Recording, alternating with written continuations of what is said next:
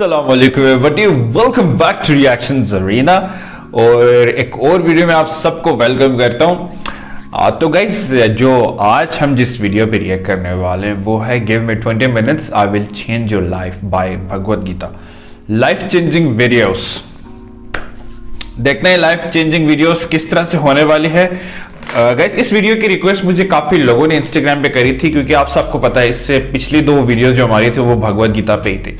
ठीक है, तो अगर आप लोगों ने वो वीडियोस अभी तक नहीं देखी तो मैं ऊपर आई बटन में दे दूंगा कहीं पे भी, तो आप उन दोनों वीडियोस को प्लीज जरूर देखिए जाके। उसके बाद इस वीडियो को पहले देखने, उसके बाद आपने ऊपर क्लिक करना है। ठीक है, और आप सबका बहुत ज्यादा शुक्रिया जो आजकल वीडियोस देख रहे हैं। वैसे पहले की निस्बत आजकल मेरे चैनल में बहुत ज्यादा कम व्यूज आ रहे हैं, तो गाइस आप लोग प्लीज वीडियो पूरा देखा करें।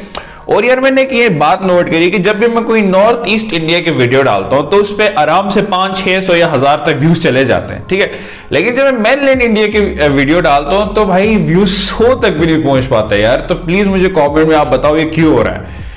ठीक है, प्लीज मुझे कमेंट बताओ। हालांकि इंस्टाग्राम पे आप लोग रिक्वेस्ट करते हैं इस वीडियो पे रिएक्ट करने के, लेकिन व्यूज नहीं आते भाई।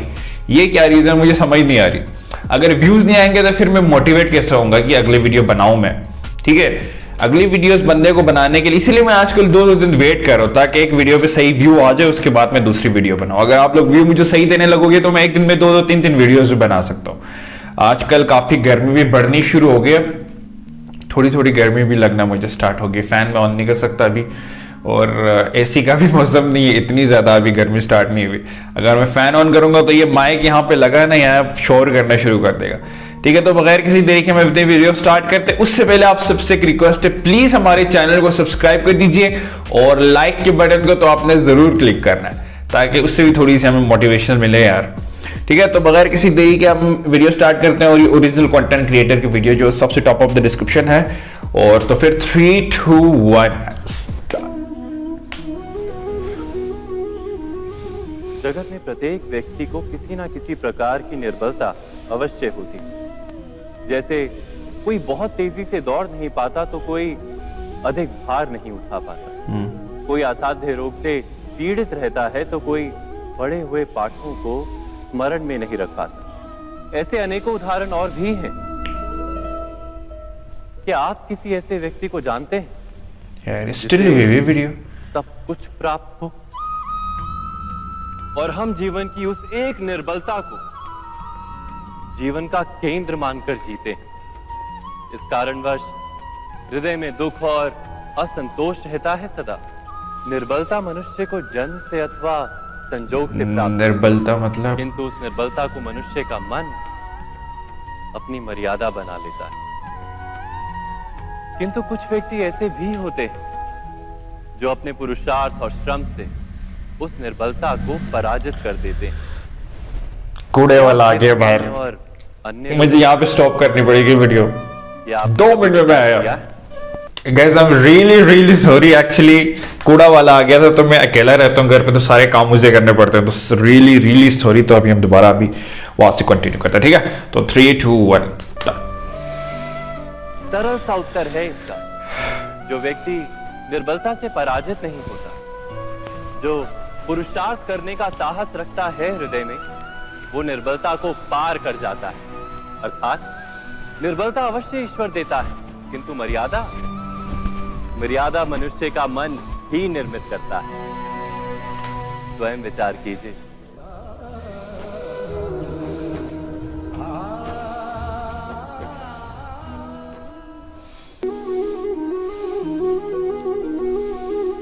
बहुत भविष्य का दूसरा नाम है संघर्ष। हृदय में आज इच्छा होती है और यदि पूर्ण नहीं हो पाती तो हृदय भविष्य की योजना बनाता है। भविष्य में इच्छा पूर्ण होगी ऐसी कल्पना करता रहता है, किंतु जीवन ना तो भविष्य में है ना अतीत में। फिर किसमें है? जीवन तो इस क्षण का नाम, अर्थात इस क्षण का अनुभव ही जीवन का अनुभव। वाओ। पर हम ये जानते हुए भी इतना सा सत्य समझ नहीं पाते। या तो हम बीते हुए समय के स्मरणों को घेर कर बैठे, आंखें बंद करके सुनने का दिल कर रहा है। वाले समय के लिए हम योजनाएं बनाते रहते हैं और जीवन जीवन बीत जाता है। एग्जैक्टली। एक सत्य यदि हम हृदय में उतार लें कि ना हम भविष्य देख सकते हैं, ना ही भविष्य निर्मित कर सकते हैं, हम तो केवल धैर्य और साहस के साथ भविष्य को आलिंगन दे सकते हैं, स्वागत कर सकते हैं भविष्य का। तो क्या जीवन का हर पल जीवन से नहीं भर जाएगा? वाओ। स्वयं विचार कीजिए।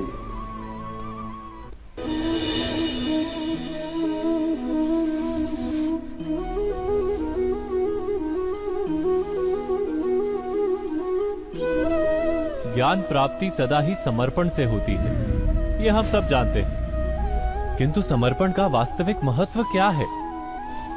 क्या हमने कभी विचार किया?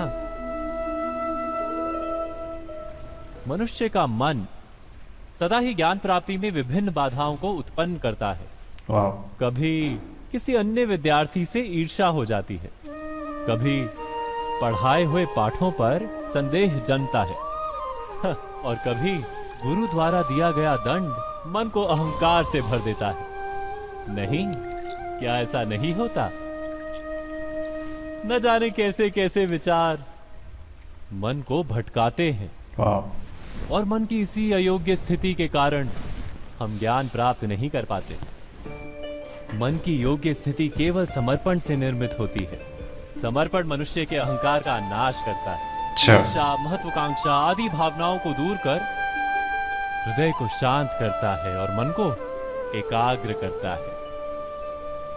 वास्तव में ईश्वर की सृष्टि में ना ज्ञान की मर्यादा है, ना ज्ञानियों की।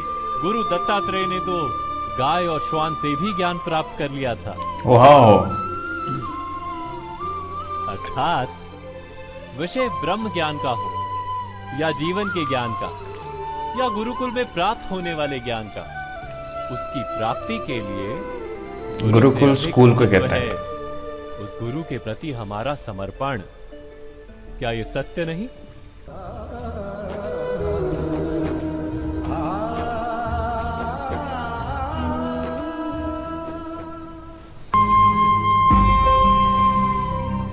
प्रत्येक मनुष्य के जीवन में ऐसा क्षण अवश्य आता है जब सारे स्वप्न, सारी आशाएं, सारे दृश्य ध्वस्त हो जाते हैं। जीवन के सारे आयोजन ही बिखर जाते हैं। एक और धर्म होता है और दूसरी ओर सुख। इसी को धर्म संकट कहते हैं।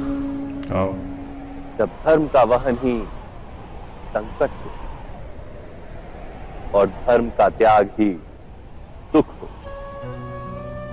विचार कीजिए, कभी किसी स्वजन के विरुद्ध सत्य बोलने का अवसर प्राप्त हो जाता है, कभी ठीक दरिद्रता के समय सरलता से चोरी करने का मार्ग प्राप्त हो जाता है, कभी किसी शक्तिशाली राजनेता या राजा के कर्मचारी का अधर्म प्रकट हो जाता है।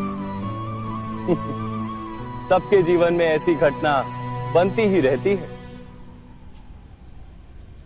अधिकतर लोग ऐसे किसी क्षण को धर्म संकट के रूप में जान ही नहीं पाते। हमें किसी प्रकार के संघर्ष का अनुभव ही नहीं होता। सहजता से सुख की ओर खींचे चले जाते हैं, जैसे मक्खी गुड़ की ओर खींची चली जाती। वास्तव में धर्म संकट का पास्ट में थे। ईश्वर के निकट जाने का क्षण होता है। यदि हम संघर्षों से भयभीत ना, सुख की ओर आकर्षित ना, अपने धर्म पर दृढ़ रहे, तो ईश्वर का साक्षात्कार दूर नहीं।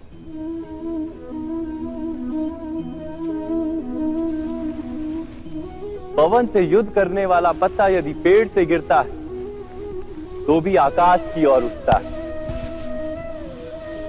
पवन से झुकने वाली घास वहीं भूमि पर रह जाती है। अर्थात धर्म संकट से यदि हम संकट को ही टाल दें तो सुख तो मिलता है, जीवन बढ़ता है, किंतु क्या चरित्र नहीं टूटता? क्या आत्मा दरिद्र नहीं हो जाती? क्या ईश्वर से अंतर नहीं हो जाता? स्वयं विचार कीजिए। दो व्यक्ति जब निकट आते हैं तो एक दूसरे के लिए सीमाएं और मर्यादाएं निर्मित करने का प्रयत्न अवश्य करते हैं। हम यदि सारे संबंधों पर विचार करें तो देखेंगे कि इन सारे संबंधों का आधार यही सीमाएं हैं जो हम दूसरों के लिए निर्मित करते हैं। और यदि अनजाने में भी कोई अन्य व्यक्ति इन सीमाओं को तोड़ता है तो उसी क्षण हमारा हृदय क्रोध से भर जाता है। इन सीमाओं का वास्तविक रूप क्या है, क्या हमने कभी विचार किया? सीमाओं के द्वारा हम दूसरे व्यक्ति को निर्णय करने की अनुमति नहीं देते, अपना निर्णय उस व्यक्ति पर थोपते, अर्थात किसी की स्वतंत्रता का अस्वीकार करते हैं।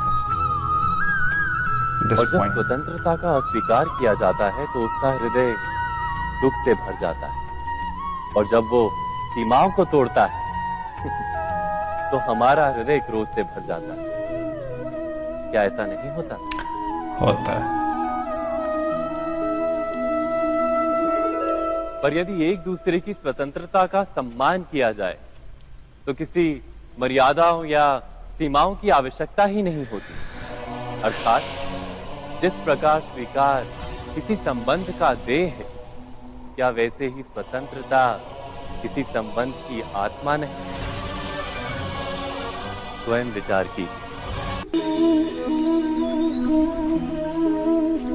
सबके जीवन में ऐसा प्रसंग अवश्य आता है कि सत्य कहने का निश्चय होता है हृदय में, किंतु मुख से सत्य निकल नहीं पाता। कोई भय मन को घेर लेता है।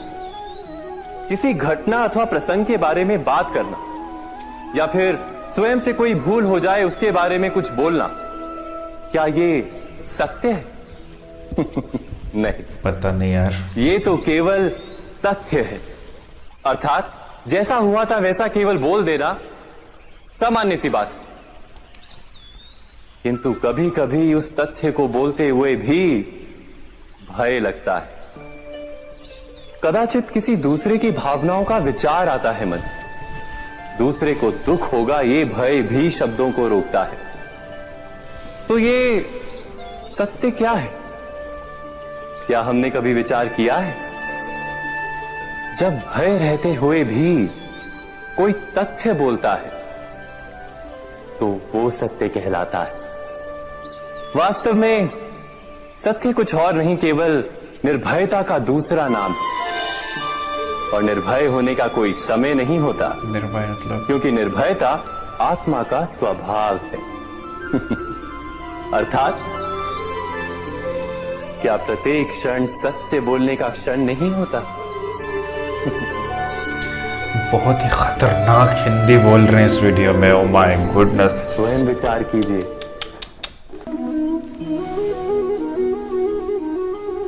श्रेष्ठता का क्या अर्थ है? श्रेष्ठता का अर्थ है दूसरों से अधिक ज्ञान प्राप्त करना। अर्थात मूल्य इस बात का नहीं कि स्वयं कितना ज्ञान प्राप्त किया, मूल्य इस बात का है कि प्राप्त किया हुआ ज्ञान अन्य लोगों से कितना अधिक है। वाह, ये समझ आया मुझे। अर्थात श्रेष्ठता की इच्छा ज्ञान प्राप्ति को भी एक स्पर्धा बना देती है, और स्पर्धा में विजय अंतिम कब होती है? ये भी समझ आए मुझे। कुछ समय के लिए तो श्रेष्ठ बना जा सकता है, किंतु सदा के लिए कोई श्रेष्ठ नहीं रह पाता। फिर वही असंतोष, पीड़ा और संघर्ष जन्म लेता है। किंतु श्रेष्ठ बनने के बदले यदि उत्तम बनने का प्रयत्न करें तो क्या होगा? क्या होगा? उत्तम का अर्थ है कि जितना प्राप्त करने योग्य है वो सब प्राप्त करना, किसी से अधिक पाने की इच्छा से नहीं, मात्र आत्मा की तृप्ति हेतु कुछ प्राप्त करना। उत्तम के मार्ग पर किसी अन्य से स्पर्धा नहीं होती, स्वयं अपने आप से स्पर्धा होती है। अर्थात उत्तम बनने का प्रयत्न करने वाले को देर अबेर सारा ज्ञान प्राप्त हो जाता है, बिना प्रयत्न के ही वो श्रेष्ठ बन जाता है। किंतु जो श्रेष्ठ बनने का प्रयत्न करता है वो श्रेष्ठ बने या ना बने, उत्तम कभी नहीं बन पाता।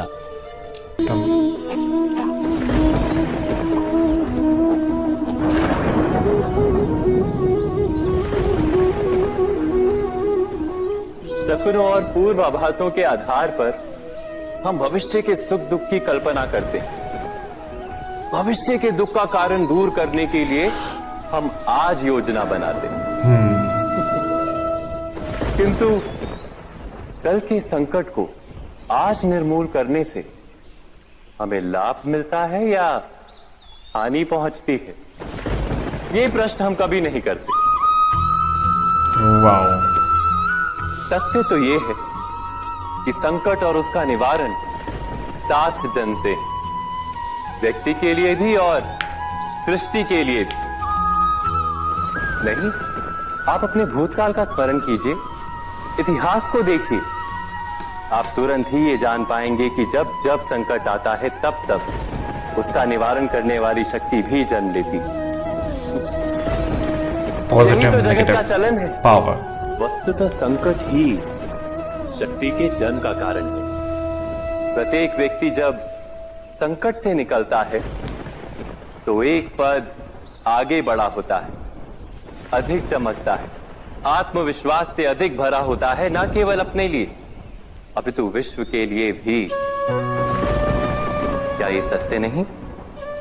सत्य। वास्तव में संकट का जन्म है एक अवसर का जन्म, अपने आप को बदलने का अवसर, अपने विचारों को ऊंचाई पर करने का अवसर, अपनी आत्मा को बलवान और ज्ञान मंडित बनाने का अवसर। जो ये कर पाता है उसे कोई संकट नहीं होता, किंतु जो ये नहीं कर पाता उसके लिए मुसीबत ही मुसीबत है। वो तो स्वयं एक संकट है विश्व के लिए। ओह, विचार की दुनिया के लिए मुसीबत है।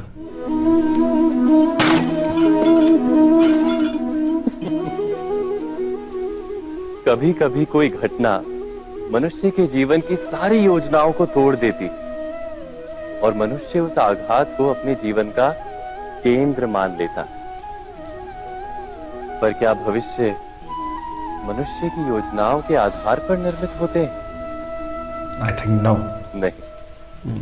जिस प्रकार किसी ऊंचे पर्वत पर सर्वप्रथम चढ़ने वाला उस पर्वत की तलाई में बैठकर जो योजना बनाता है, क्या वही योजना उसे उस पर्वत की चोटी तक पहुंचाती? नहीं। वास्तव में वो जैसे जैसे ऊपर चढ़ता है वैसे वैसे उसे नई नई चुनौतियां, नई नई विडंबनाएं, नए नए अवरोध मिलते हैं। प्रत्येक पद पर वो अपने अगले पद का निर्णय करता है। प्रत्येक पद पर उसे अपनी योजनाओं को बदलना पड़ता है। कहीं पुरानी योजना उसे खाई में ना ढकेल दे। वो पर्वत को अपने योग्य नहीं बना पाता, केवल स्वयं को पर्वत के योग्य बना सकता है। क्या जीवन के साथ भी ऐसा ही नहीं? जब मनुष्य जीवन में किसी एक चुनौती को, एक अवरोध को अपने जीवन का केंद्र मान लेता है, अपने जीवन की गति को ही रोक देता है, तो वो अपने जीवन में सफल नहीं बन पाता और ना ही सुख और शांति प्राप्त कर पाता। अर्थात जीवन को अपने योग्य बनाने के बदले स्वयं अपने को जीवन के योग्य बनाना ही सफलता और सुख का एकमात्र मार्ग नहीं? स्वयं विचार कीजिए।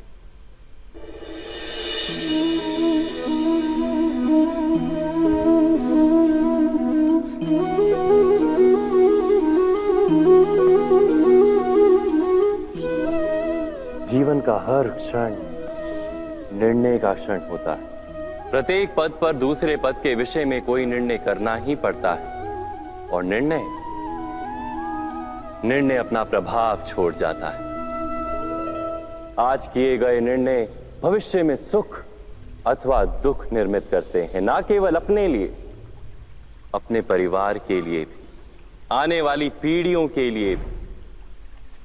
जब कोई दुविधा सामने आती है तो मन व्याकुल हो जाता है, अनिश्चय से भर जाता है। निर्णय का वो क्षण युद्ध बन जाता है और मन बन जाता है युद्ध भूमि। अधिकतर निर्णय हम दुविधा का उपाय करने के लिए नहीं, केवल मन को शांत करने के लिए लेते हैं। पर क्या कोई दौड़ते हुए भोजन कर सकता है? नहीं। तो क्या युद्ध से जूझता हुआ मन कोई योग्य निर्णय ले पाएगा? वास्तव में शांत मन से जब कोई निर्णय करता है तो अपने लिए सुखद भविष्य बनाता है, किंतु अपने मन को शांत करने के लिए जब कोई निर्णय करता है तो वो व्यक्ति भविष्य में अपने लिए कांटों भरा वृक्ष लगाता है। स्वयं विचार कीजिएगा।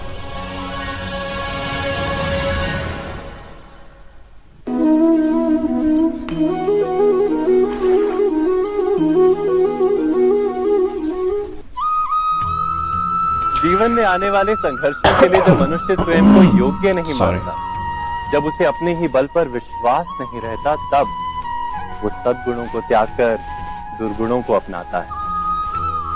वस्तुतः मनुष्य के जीवन में दुर्जनता जन्म ही तब लेती है जब उसके अंतर में आत्मविश्वास नहीं होता। आत्मविश्वास ही अच्छाई को धारण करता है। ये आत्मविश्वास है क्या? क्या है? खुद पे यकीन। जब मनुष्य ये मानता है कि जीवन का संघर्ष उसे दुर्बल बनाता है, तो उसे अपने ऊपर विश्वास नहीं रहता। वो संघर्ष के पार जाने के बदले संघर्ष से छूटने के उपाय ढूंढने लगता है। किंतु जब वो ये समझता है कि ये संघर्ष उसे अधिक शक्तिशाली बनाते हैं, ठीक जैसे व्यायाम करने से देह की शक्ति बढ़ती, तो प्रत्येक संघर्ष के साथ उसका उत्साह बढ़ता है। अर्थात आत्मविश्वास और कुछ भी नहीं, मन की स्थिति, जीवन को देखने का दृष्टिकोण मात्र है। और जीवन का दृष्टिकोण तो मनुष्य के अपने वश में होता है। स्वयं विचार कीजिए।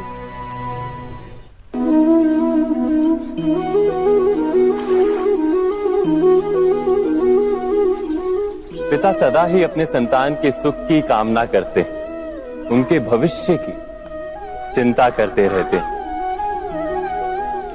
इसी कारणवश सदा ही अपने संतानों के भविष्य का मार्ग स्वयं निश्चित करने का प्रयत्न करते रहते हैं। जिस मार्ग पर पिता स्वयं चला है, जिस मार्ग के कंकर पत्थर को स्वयं देखा है, मार्ग की छाया, मार्ग की धूप को स्वयं जाना है, उसी मार्ग पर उसका पुत्र भी चले, यही इच्छा रहती है हर पिता की। निस्संदेह उत्तम भावना है ये। किंतु 3 प्रश्नों के ऊपर विचार करना हम भूल ही जाते हैं। कौन से प्रश्न? प्रथम प्रश्न, क्या समय के साथ प्रत्येक मार्ग बदल नहीं जाते? क्या समय सदा ही नई चुनौतियों को लेकर नहीं आता? तो फिर बीते हुए समय के अनुभव नई पीढ़ी को किस प्रकार लाभ दे सकते हैं? दूसरा प्रश्न, क्या प्रत्येक संतान अपने माता पिता की छवि होता है? हाँ। संतानों को संस्कार तो अवश्य माता पिता देते हैं, किंतु भीतर की क्षमता तो ईश्वर देते हैं। तो जिस मार्ग पर पिता को सफलता मिली है, विश्वास है कि उसी मार्ग पर उसकी संतानों को भी सफलता और सुख प्राप्त होगा। तीसरा प्रश्न, क्या जीवन के संघर्ष और चुनौतियां लाभकारी नहीं होती? क्या प्रत्येक नया प्रश्न एक नए उत्तर का द्वार नहीं खोलता?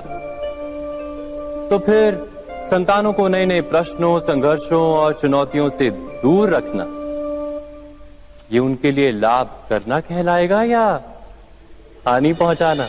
अर्थात जिस प्रकार संतान के भविष्य का निर्माण करने के बदले उसके चरित्र का निर्माण करना श्रेष्ठ है, वैसे संतानों के जीवन का मार्ग निश्चित करने के बदले उन्हें नए संघर्षों के साथ जूझने के लिए मनोबल व ज्ञान देना अधिक लाभदायक नहीं होगा? स्वयं विचार कीजिए। खत्म हो गई वीडियो। ओह माय गुडनेस, जिस तरह इस वीडियो के टाइटल में लिखा हुआ है कि give 20 minutes I will change your life, Bhagavad Gita. सच में बताऊं तो मुझे इसमें से 60% चीज़ों की समझ नहीं आई है, 40% चीज़ों की आई है, क्योंकि इतनी मुश्किल हिंदी मैंने जिंदगी में आज तक नहीं सुनी। ओ माय गुडनेस यार, कितने, मुझे पता ही इतनी हिंदी होती है, मतलब इतनी सख्त हिंदी होती है यार। मैंने कभी नहीं सोचा था इतनी सख्त हिंदी कोई बोल सकता। ओ माय गुडनेस, शायद भगवत गीता में भी इस तरह की मतलब फुल खतरनाक किस्म की सख्त हिंदी लिखी हुई होगी, मतलब जो सिर्फ और सिर्फ नेटिव लोग सीख सकें और समझ सकें। सॉरी, लेकिन जो 40% मुझे चीज़ें समझ आई उसको हम कह सकते हैं कि लाइफ चेंजिंग एक्सपीरियंस एक तरह से। तो उनने भगवत गीता में से जितनी अच्छी अच्छी बातें, जैसे कि आप सबको पता है कि मैंने पहले भी भगवत गीता पे रिएक्ट करा हुआ था, तो मुझे पता है भगवत गीता में क्या बातें लिखी हुई, तो उसी बातों को आप एक तरह से कह सकते हैं कि इस वीडियो में रिपीट कर रहे हैं इन लोगों ने। काफ़ी मतलब वीडियोस के क्लिप्स को मेरे ख्याल से जोड़ जोड़ के इन लोगों ने एज ऑडियो फॉर्मेट में इसको फॉर्म किया है। ठीक है गाइस, मुझे अगर ये हो सकता है यही वर्जन का कोई थोड़ा आसान, मतलब थोड़ा उर्दू में हिंदी हो, आसान हिंदी हो यार, मतलब जो होता है ना प्योर हिंदी, जो इस वीडियो में ये यूज कर रहे थे वो बहुत ही ज्यादा मतलब खतरनाक हिंदी थी यार।